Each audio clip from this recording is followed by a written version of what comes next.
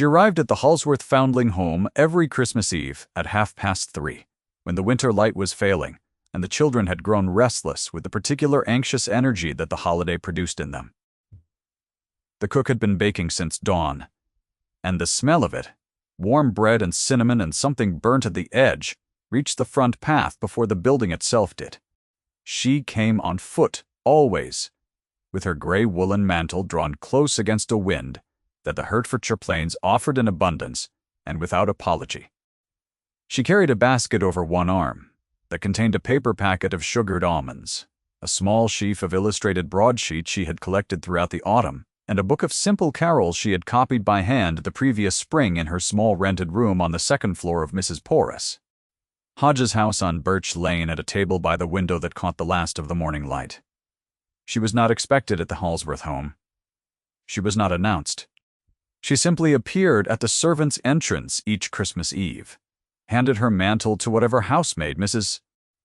Gant had stationed at the back hall, and proceeded up the rear stair to the long room on the first floor, where 43 children sat in rows or did not sit, depending on the temperament of the presiding matron and the extent to which the anticipated holiday had already unraveled their attention. On this particular Christmas Eve in the year 1819, she had been in that long room for nearly 2 hours. She had read 3 carols aloud, pausing at each verse to point out the corresponding illustration in the broadsheets she had spread across the table. She had mended the right boot of a girl named Nancy, 7 years old, whose leather had split at the toe, using a piece of cord from her basket, and a technique she had learned from the cobbler on the high street who had once taken pity on her own boots. She had settled a dispute over a missing stocking, which turned out to have been used as a puppet by its owner, and was located behind the coal scuttle. She was now finishing the last verse of a narrative poem about a bird that flew from London to Bethlehem in a single winter night. She had composed it herself sometime in October, in the quiet of her lodgings, with no particular ambition for it beyond the fact that the children at the Halsworth home had a weakness for birds and a patience for long journeys, provided the language was plain. She was not a great poet. The children believed every word. Her name was Cecily Vane. She was 24 years old, and she was dressed in a gown of dark green wool with a mended hem that she had turned herself in September, and her hair was put up in the plain and adequate style she had maintained since she was 16, neat without any particular flourish, because there was no one in her daily life who would notice a flourish, and the energy required to produce one was better spent elsewhere. In the deep pocket of her dress, below the sash and slightly to the left of the seam, she carried a small carved wooden robin. It had been fashioned from cherry wood, and it was no larger than her thumb from knuckle to tip, and it had been handled so many times across so many years that the grain of the wood was entirely smooth. It was the first object of her life, and she could not have said, precisely, why she always had it on her person, only that its weight in her pocket produced something in her chest that she might, on a day when she was being particularly honest with herself, have called steadiness. The door to the long room opened at 5:15. The man who entered was not the sort of man one expected to see at the Halsworth Foundling home on Christmas Eve. He was tall and carried himself with the particular economy of a man who has learned, through long practice, to take up only the space he has decided to occupy. His dark tailcoat was of excellent cut, his cravat correctly tied rather than fashionably tied, and his boots were good without being new. He paused at the threshold for a moment that was a fraction too long for pure courtesy, and his gaze, which was gray and systematic and gave away nothing of his opinion, moved across the long room with the focused attention of a man conducting an assessment he had not arranged to want. It found her. She was sitting on a low bench, with a 7-year-old boy pressed against her side, and the book of carols open on her knee, and she was in the middle of a stanza, and she did not stop. She finished the stanza. She finished the verse. She said something quiet to the boy, who looked at the man in the doorway with the frank and slightly hostile curiosity of a child, who has learned that tall men in tailcoats generally arrive to make pronouncements and then leave before the consequences of the pronouncements are required to be managed. Then she rose, smoothed her skirt, and crossed the room to greet their visitor with the composure of a woman who had long since stopped waiting for the world to inform her of its intentions in advance. She had known nothing of his coming. She had not known, when she left her lodgings that morning with her basket and her mantle, that the Earl of Thornwick had agreed at last to conduct the long-delayed inspection of the Halsworth home that the Board of Governors had been requesting for 6 months. She had not known he had arrived in Hertfordshire the previous afternoon, or that he had ridden out in the early winter dark with the particular determination of a man who does not wish to be watched preparing himself for something. She had not known that Mr. Pickworth had mentioned her name in their correspondence, noting in a parenthetical that a Miss Vane would likely be on the premises as she invariably was on Christmas Eve, and that she might serve as a useful guide to the home's practical operations. She knew none of this. She knew only that a man with careful gray eyes had come through the door and looked at her as though she were something he had not expected. She had learned, over many years, not to place weight on the quality of a man's attention. This was the 1st of December in the 24th year of her life, and she had been coming to the Halsworth Foundling home every Christmas Eve for the past 8 years. And in all that time, no one had asked her, formally, why. She had come with her father in the beginning, the Reverend Gerald Vane, who had served on the visiting committee of a similar home in Somerset for decades, and who had considered charitable visiting the most natural extension of a Christian life, second only to the duties of his parish, and slightly above the maintenance of his garden, which he also regarded as a matter of some spiritual weight. The Reverend Vane had been a man of considered habits and genuine warmth, and he had taken his daughter along to such visits with the straightforward conviction that children learn charity by watching it practiced, not by hearing it described. After his death, 4 Decembers passed. Cecily had simply continued. There was no ceremony to her continuation and no decision she could clearly remember making. She had arrived the Christmas Eve after he died because there was nowhere else she would rather have been, and she had arrived every Christmas Eve since. The Board of Governors tolerated her presence in the vague and grateful manner of institutions that require a great deal of small sustained labor, and produce very little in the way of volunteers willing to supply it without payment or recognition. She kept the visitor's ledger in a hand her father had described as the most useful he had seen in 20 years of committee service, which was to say, clear, precise, and legible in any weather. She corresponded with prospective donors and maintained the files of children placed, and children returned, and children whose situations remained uncertain. She arrived every Christmas Eve without fail. There was a reason for the Christmas Eve visits specifically. She had never spoken of it. She had been placed at the entrance of a foundling home in Somerset 21 years ago, on a night in late December. She had been 3 years old, wrapped in a blanket of rough blue wool, with a small carved wooden robin pressed into her bundled hands. The Reverend Vane, who was visiting the institution that very evening in his capacity as a governor, had looked down at the child in the porter's arms, and had asked, with the kind of directness that belongs to a man who has already decided what he intends before he poses the question, whether there were any formal objections to his taking the child home that evening. There were not.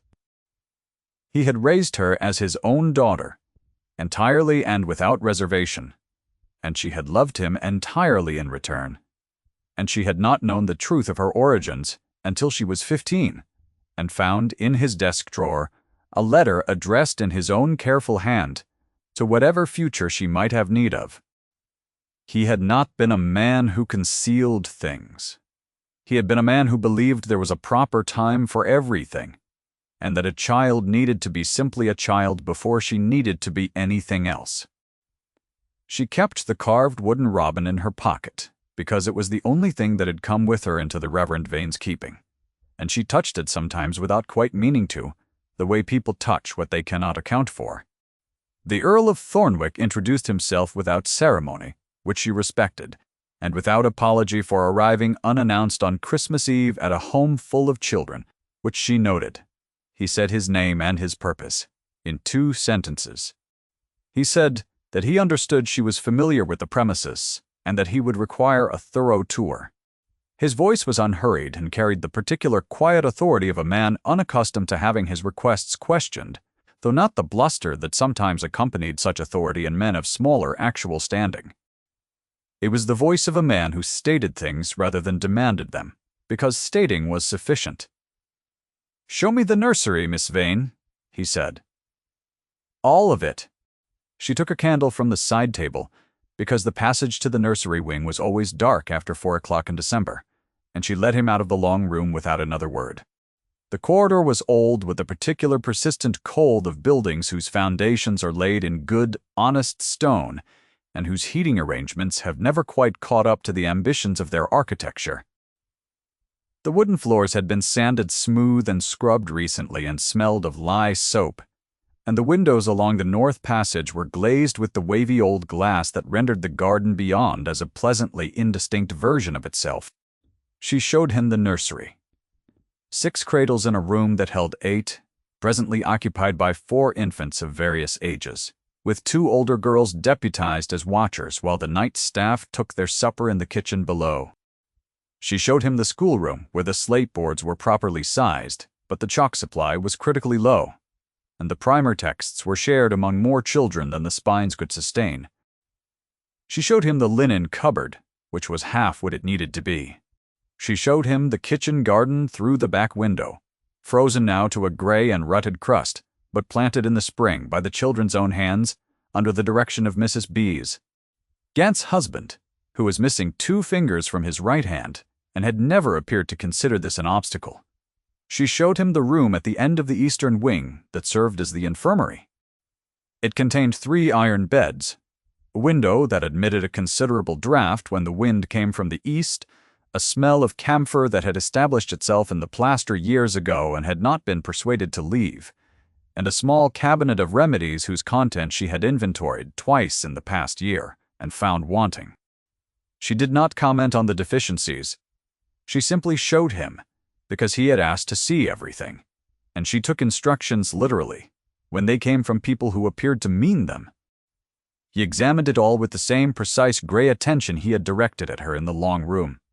He asked few questions, but the questions he asked were specific and good. How many children had been placed in service in the past 12 months?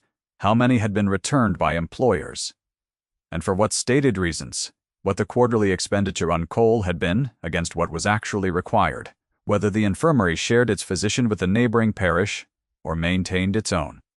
She answered each one precisely, because she had kept the books for 4 years and knew the answers in the same way she knew the words of her copied carols, not because she had forced herself to learn them, but because she had been paying attention for long enough that they had simply become part of the landscape of what she knew. They were perhaps 40 minutes into the tour, and she was leading him back toward the main stair when he asked, "How are the children treated by the staff?" "Well, in the main," she said. "Mrs. Gant is strict, but not unkind. There is one matron, Mrs. Hewitt, whose manner I would describe as efficient. The cook is fond of them." A pause of several steps. Then he said, "And when they are ill," she considered this, "Mrs. Gant sits with them. She is not required to. She does it, regardless." He did not respond to this immediately. She was aware of something in his stillness that was not entirely the stillness of a man collecting data for a report. "And children who do not recover," he said. She stopped at the top of the main stair and turned to look at him. He had not stopped walking and came to a halt 1 step below her, which made them approximately the same height, and she could see his face clearly in the candlelight, the set jaw and the quality of attention in his gray eyes. That was, she now understood, not assessment but something older and more personal than assessment. "It has happened," she said. "Not at this home since I have been visiting. At others?" "Yes." He looked at her steadily. "Yes," he said. "I know." She did not ask him how he knew, because his face had already told her that this was not general knowledge he was drawing on, but something specific and carried. The way one carries a weight so familiar one has stopped noticing its presence until someone holds a candle close enough to see the posture it has produced. They went on to the sitting room at the head of the main stair, where the 7-year-old boy, Thomas, had taken up residence on the window seat with the carol book she had left behind in the long room. He was not reading it precisely.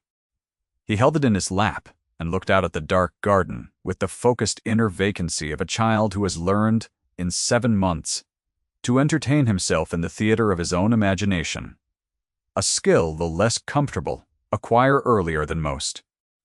Cecily set her candle on the mantelpiece and came to sit beside him. She did not announce herself or instruct him to acknowledge the Earl's presence, because Thomas had arrived in May with a flinch that appeared in his shoulders at sudden instruction, and she had been working against that flinch for 6 weeks. She simply settled beside him and said, "Did you get to the bird that flies south?" He shook his head. "The letters run together when I go too fast." "They do," she said. "For everyone at first." She opened the book to the correct page and placed it across both their laps, and she showed him, word by word, how to move one's finger beneath each letter in sequence so they had no choice but to separate themselves into meaning. She did this without emphasis on the difficulty or praise for the effort. In the same matter-of-fact register she used for boot-mending and dispute settling, because she had found that Thomas responded well to being treated as a person in the middle of learning a thing, rather than as a person who could not do the thing yet. After a few minutes he was managing the shorter words himself. After a few more he had completed a full sentence, and looked up with the involuntary quick satisfaction of a child who has surprised himself. "Again?" she said. He read it again. She was aware of the Earl still at the doorway, the way she was always aware of people who held authority in rooms where she also stood, which was to say with the part of her attention that had been trained by long experience to keep accurate track of such things. She did not look up. She did not perform her attentiveness to Thomas, for anyone's benefit. She simply continued, because Thomas had 6 more sentences to master before the verse was complete, and she had told him last week they would finish it today. When she finally stood and turned, the Earl was looking at her with an expression that was not the benign approval she sometimes received from board members who wished to appear sympathetic to charitable works, and not the faintly puzzled condescension she received from visitors who found her informal manner, with the children difficult to categorize. It was something steadier than either of those, and it lasted only a moment before his face returned to its careful neutrality. She had seen it, though it was not nothing. "Has he been at the home long?" he said. "Since May," she said. "His mother died in April. There is a father somewhere, but no letter has come." A brief silence, in which the fire in the small grate settled, and Thomas turned a page without being told. "The book," the Earl said. "You copy them yourself. The illustrated volumes are expensive and the children handle things hard. If the board wished to supply a proper edition, I could recommend one. There is a printer in St. Albans who does a good text at a reasonable cost." She paused. "I have the particulars written down." "I will see to it," he said. She met his gaze for a moment. He meant it, she thought. In the literal way some people mean things, which is to say, completely. She picked up the candle. He followed her back to the long room, and in the passage between the sitting room and the stair, she was aware, in the very specific way the body registers what the mind has not yet authorized it to register, of exactly how close he was behind her, and exactly how even his breathing was, and exactly how the single flame between her palm and the stone wall threw a shadow that included both of them. Her hand was steady. The robin was still in her pocket. The Board of Governors held its annual winter dinner at the home of Colonel Maine, who lived 3 miles from the Halsworth home, in a house that was larger than any charitable endeavor required, and smaller than the Colonel's sense of his own position might have wished. The dining room seated 30.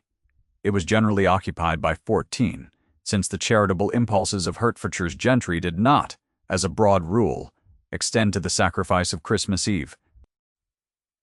Cecily attended every year in her capacity as secretary of the visiting committee, sitting at the far end of the table near the service door, where she could both observe the general movement of the table's conversation and record the formal minutes in her small leather notebook without inconveniencing anyone by the scratching of her pen. She occupied her chair at such gatherings. in the same way that a bookcase occupies a room, usefully, quietly, and without being the subject of anyone's particular attention. Lady Dorothea Pembridge arrived with her niece, Miss Arabella Fenwick, in the second carriage, at 20 minutes past 7.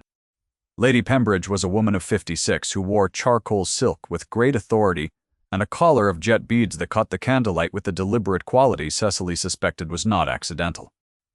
She moved through Colonel Maine's dining room with the ease of a woman who has organized similar evenings for 20 years and considers the continuing obligation a form of public service that falls, by natural right, to women of her position and capacities.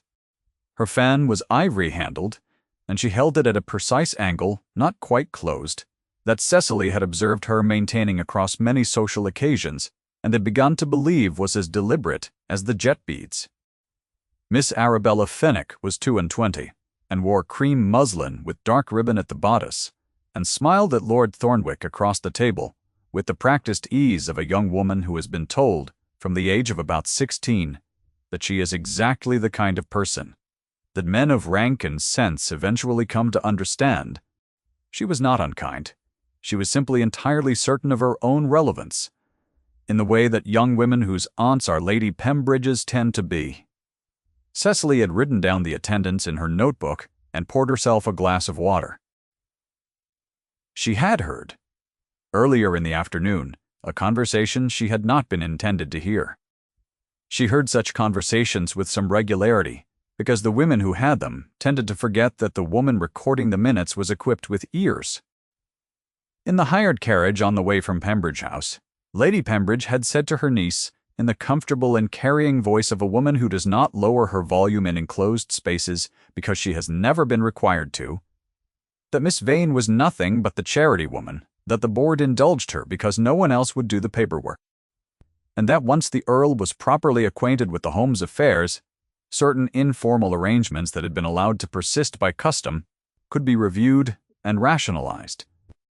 She had said it with the easy finality of a woman managing a household account, not from malice but from the deep and genuine belief that sentiment in institutional life was an administrative problem that resolving would benefit everyone. Cecily had traveled to the dinner in the second carriage, behind theirs, and had said nothing to no one about what she had heard. The dinner was adequate in the way that dinners organized by well-meaning committees are adequate. The food was correct, the wine was sufficient, the conversation was the usual mixture of genuine concern for the children's welfare and vigorous attention to the home's social standing, with a thin thread of competitive virtue running through it that Cecily had learned, over the years, to simply observe. Lord Thornwick sat midway along the table between Colonel Maine and Mr. Pickworth, and he asked his questions in a voice low enough that she caught only their cadence from her position at the far end, not their content. She was recording the general motion of a discussion about the drainage in the kitchen garden when Lady Pembridge said at a moment the table had fallen briefly quiet, "I wonder, Lord Thornwick, whether you have had occasion to review the list of approved visitors." "Not as yet, Lady Pembridge." "I would encourage you to do so at your earliest convenience." The fan rose half an inch from its resting angle. "There are some arrangements that have persisted here by custom rather than by formal authorization, and it would benefit the institution to put all such matters on a regular footing." A pause, constructed with the precision of a woman who knows exactly what she is about to say, and intends to say it in public so that it cannot be said to have been said in private. "The charity woman's presence on our visiting roster brings the institution into precisely the kind of sentimental disrepute we have labored to avoid." No one at the table looked directly at Cecily. The fire popped. Somewhere in the room a wine glass was set down. The Earl said, "I see." His voice was level. Cecily could not, from her end of the table, determine what it contained beyond its surface. She kept her pen moving. The entry read that Lady Pembridge had raised the matter of the visiting roster and expressed concern regarding certain informal arrangements. She considered the word informal. She considered whether it was accurate. She decided it was accurate enough. It was in the hallway, during the interval before the formal business of the evening began, that she heard Miss Fenwick. She had gone to retrieve her shawl from the front hall, and the hallway was not entirely empty. and Miss Fenwick was speaking to the Earl in the pleasant and entirely carrying voice of a young woman who does not consider that a conversation in a corridor requires particular discretion. She said that Lady Pembridge considered Miss Vane merely the charity woman. Quite devoted, they all agreed, but hardly of consequence, and really the board had been too indulgent of the arrangement for years. She said it with the gentle certainty of someone conveying a social reality rather than an opinion, because she did not entirely understand the difference. Cecily retrieved her shawl from the hook by the door and went back along the corridor toward the dining room without looking at either of them. The formal meeting began at 9. The fire in Colonel Maine's drawing room was too large for the grate, and produced excellent light and insufficient heat. Colonel Maine called the meeting to order. Mr. Pickworth read the minutes. Lady Pembridge moved, with the careful procedural language of a woman who has served on committees long enough to know that the form of a motion matters as much as its substance, that the board review all informal visiting arrangements and confirm only those consistent with the institution's dignity and public reputation. The motion was seconded by a Mr. Carow, who was new to the board and appeared to find Lady Pembridge's authority self-evidently sufficient grounds for agreement. Lady Pembridge then rose, as she had never intended to remain seated for the subsequent portion, and said that the matter of Miss Vane's annual visits required particular attention, given that information had recently come to light regarding Miss Vane's personal history. She had written, she said, to the warden of a Foundling home in Somerset in September, and the records of that institution, examined in correspondence, confirmed that a child had been placed there in December of 1798, of approximately 3 years of age, matching certain particulars she had since verified against the Reverend Vane's own correspondence, examined after his death.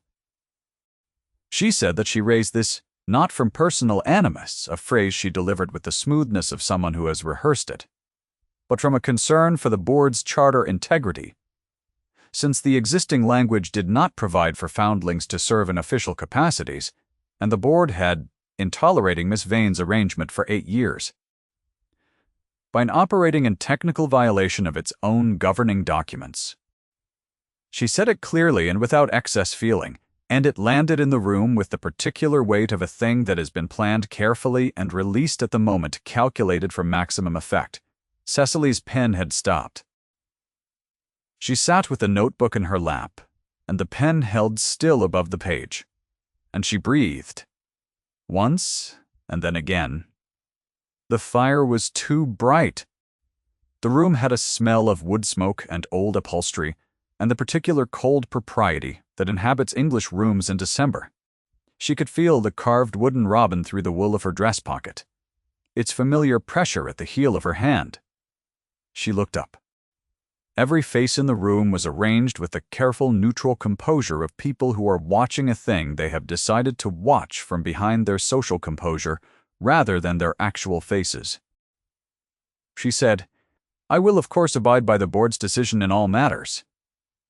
Her voice was what she required it to be. "If the board determines that my connection to this institution is a source of difficulty rather than benefit, I will remove myself from the visiting roster." She did not apologize. She did not offer context or explanation, because neither had been requested, and offering them unprompted would have suggested she believed an explanation might change the board's mind, and she had learned not to proceed from that assumption. She gathered her notebook and her shawl and she stood, and she crossed the room to the door in the full and terrible quiet that had settled over the drawing room.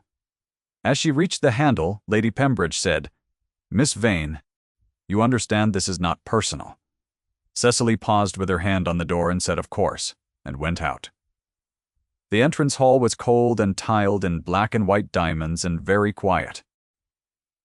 The footman at the far end had found something to examine in the near corner. She stood for a moment with her hands folded at her waist and looked at the floor tiles, counting them without meaning to, the way one sometimes counts things when one needs the mind to be occupied with something precise and small.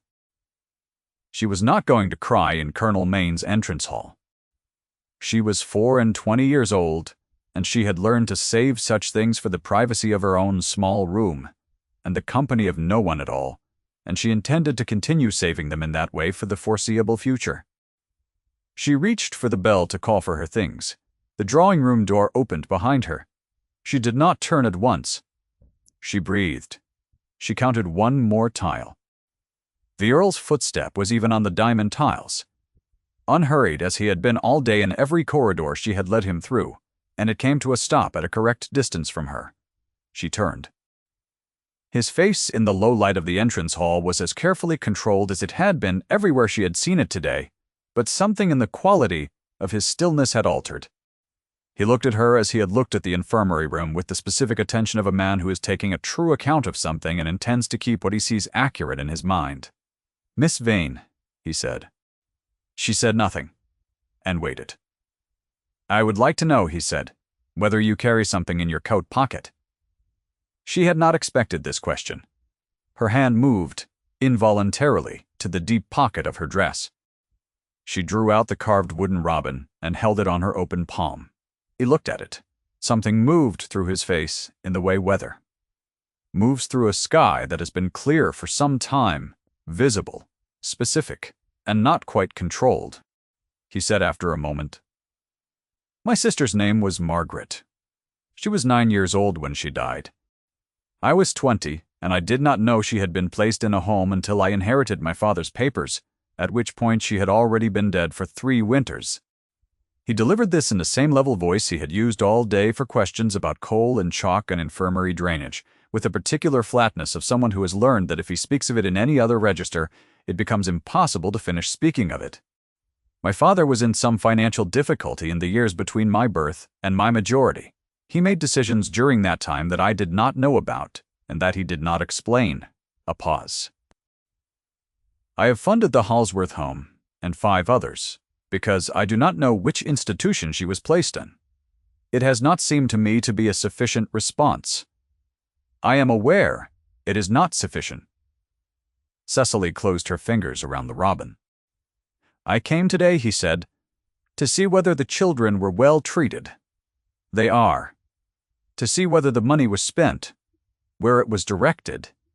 It is, and because Mr. Sedley, Pickworth in his correspondence mentioned that a Miss Vane visited every Christmas Eve, without fail, for 8 years, and that the children called her the Carol Lady and watched for her candle in the window from the first day of December." He was quiet for a moment. His gray eyes had not moved from her face. "You were found on Christmas Eve." "I was," she said. She had not said this to another living person since her father died.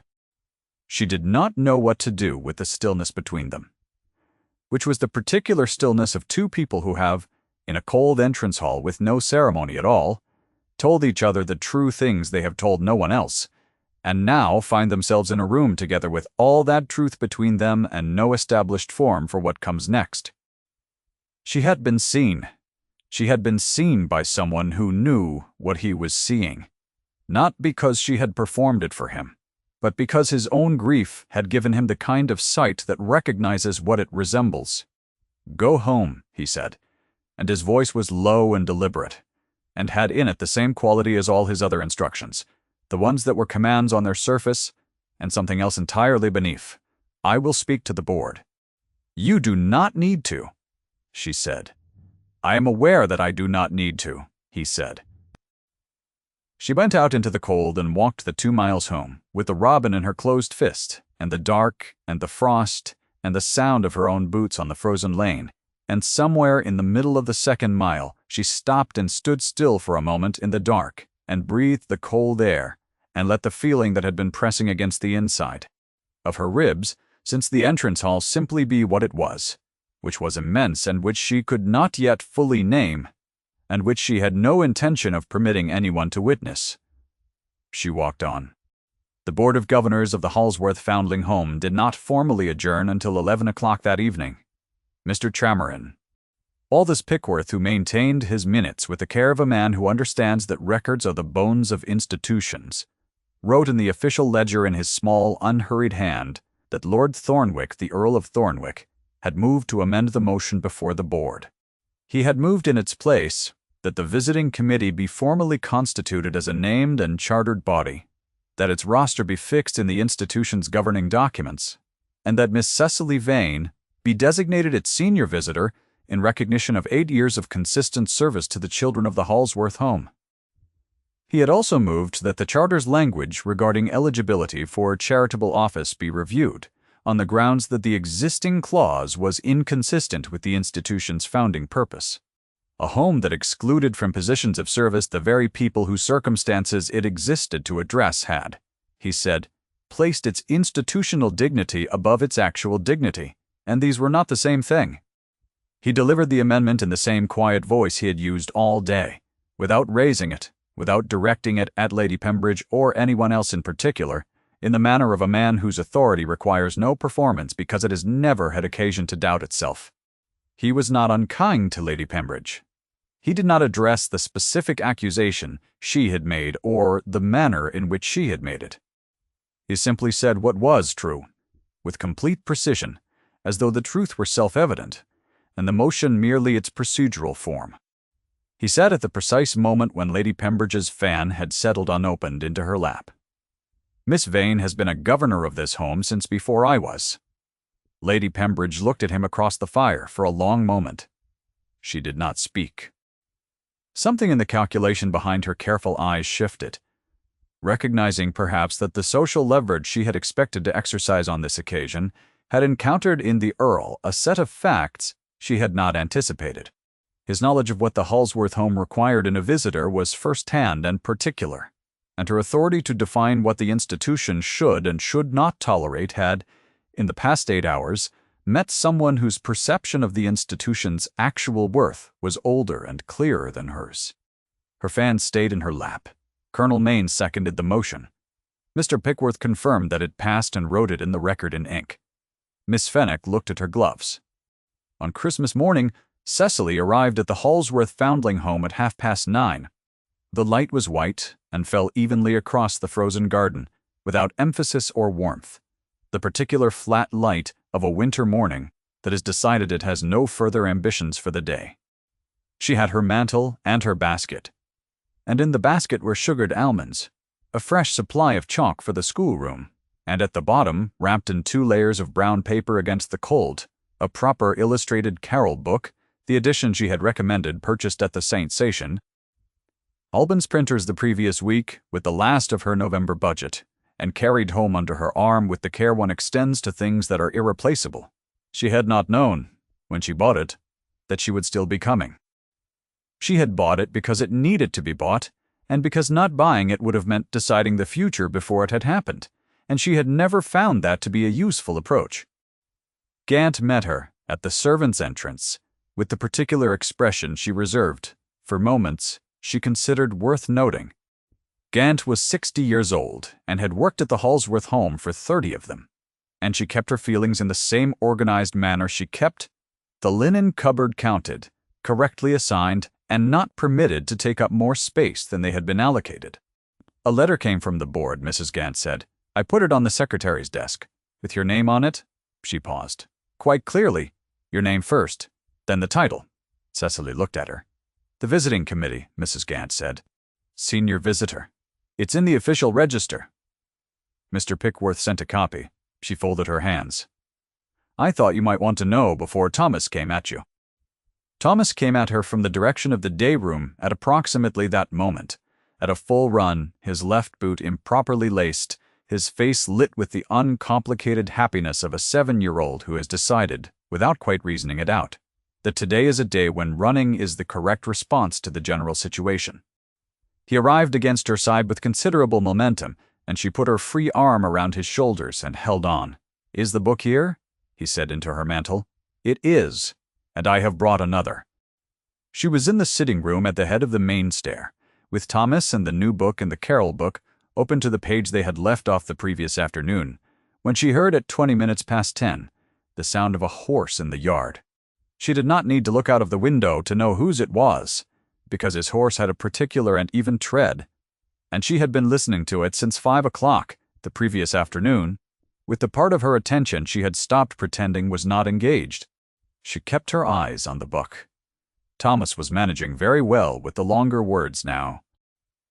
The Earl of Thornwick came into the sitting room at 10:30, still in his greatcoat which held the cold of the morning in its wool, and he stood for a moment in the doorway in the white winter light, and looked at her in precisely the way he had looked at her the day before, and every time before that, with the systematic and particular attention that she had finally somewhere in the middle of the frozen lane last night stopped misreading as assessment and permitted herself to understand for what it was.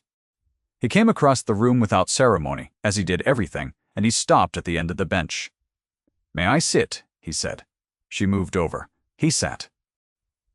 Thomas, between them, regarded the Earl with the candid appraisal of a child deciding whether to trust someone, which is one of the most honest processes that a human face can undertake, and held up the open book. "The letters run together," Thomas said. "If you go too fast—" "So, I've been told," the Earl said.